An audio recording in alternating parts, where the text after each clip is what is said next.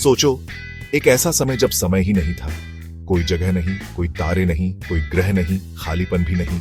फिर लगभग 13.8 अरब साल पहले एक बहुत बड़े धमाके में सब कुछ बन गया, बिग बैंग। ये धमाका अंतरिक्ष नहीं हुआ, बल्कि खुद अंतरिक्ष धमाका था। आज हम जो भी पदार्थ और ऊर्जा देखते हैं, वो एक छोटे से बिंदु में सिमटा हुआ था, एक परमाणु से भी छोटा। ब्रह्मांड कैसे शुरू हुआ, इसके लिए बिग बैंग थ्योरी सबसे अच्छी व्याख्या है। यह एक ऐसे ब्रह्मांड की कहानी बताती है जो छोटा और गर्म शुरू हुआ और फिर अरबों वर्षों में फैलता और ठंडा होता गया और आज का विशाल ब्रह्मांड बन गया। वैज्ञानिक कई कारणों से बिग बैंग थ्योरी का समर्थन करते हैं। यह बताता है कि दूर की आकाश गंगाएं हमसे दूर क्यों जा रही हैं, मानो ब्रह्मांड अभी भी फैल रहा है।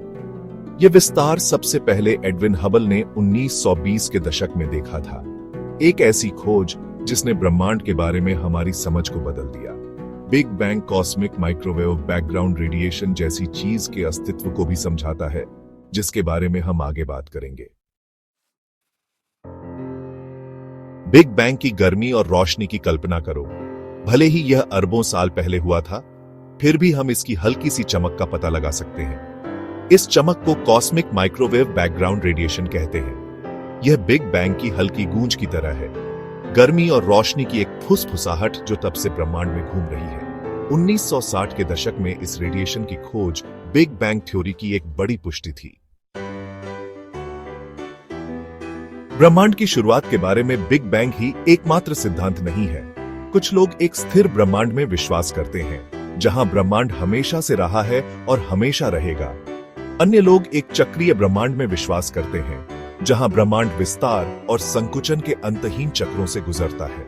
हालांकि इनमें से किसी भी सिद्धांत के पास बिग बैंग जितने वैज्ञानिक प्रमाण नहीं है। बिग बैंग के बाद पहले सेकंड के कुछ हिस्से में ब्रह्मांड अविश्वसनीय रूप से गर्म और घना था।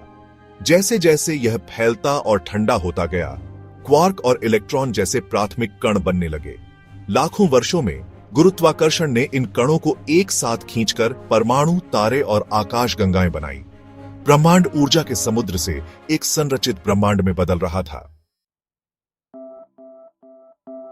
जैसे जैसे ब्रह्मांड का विस्तार हुआ, तारे पैदा हुए और मर गए, जिससे उनके द्वारा बनाए गए तत्व अंतरिक्ष में बिखर गए। सितारों के केंद्र में बने ये तत्व ग्रहों और अंततः स्वयं जीवन के निर्माण खंड बन गए। हमारा अपना सौर मंडल, जिसमें हमारा ग्रह पृथ्वी भी शामिल है, मृत सितारों के ऐसे ही अवशेषों से बना है।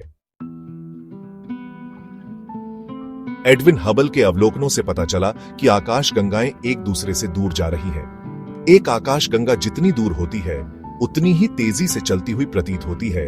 यह दर्शाता है कि ब्रह्मांड स्थिर नहीं बल्कि फैल रहा है। किशमिश के साथ केक बनाने की कल्पना करो। जैसे ही केक बेक होता है, यह फैलता है और किशमिश दूर हो जाती है। इसी तरह आकाश गंगाएं ब्रह्मांड के फैलते हुए आटे में किशमिश की तरह है। ब्रह्मांड का भविष्य अभी भी एक रहस्य है। क्या यह हमेशा के लिए विस्तार करता रहेगा, ठंडा और गहरा होता जाएगा, या गुरुत्वाकर्षण अंततः विस्तार को रोक देगा और एक बिग क्रंच में सब कुछ वापस एक साथ खींच लेगा?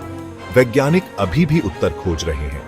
ब्रह्मांड के विस्तार दर और डार्क एनर्जी की प्रकृति का अध्ययन कर रहे हैं, एक रहस्यमय बल जो विस्तार को तेज करता प्रतीत होता है। बिग बैंग थ्योरी सिर्फ एक वैज्ञानिक मॉडल से कहीं अधिक है। यह हमें हमारे मूल की कहानी बताता है, हमारे अस्तित्व का पता ब्रह्मांड की शुरुआत से लगाता है। यह हमें याद दिलाता है कि हम अपने से कहीं बड़ी चीज का हिस्सा है, एक विशाल और प्राचीन ब्रह्मांड जो अभी भी सामने आ रहा है। बिग बैंग को समझकर हम चीजों की भव्य योजना में अपने स्थान के लिए गहरी प्रशंसा प्राप्त करते हैं।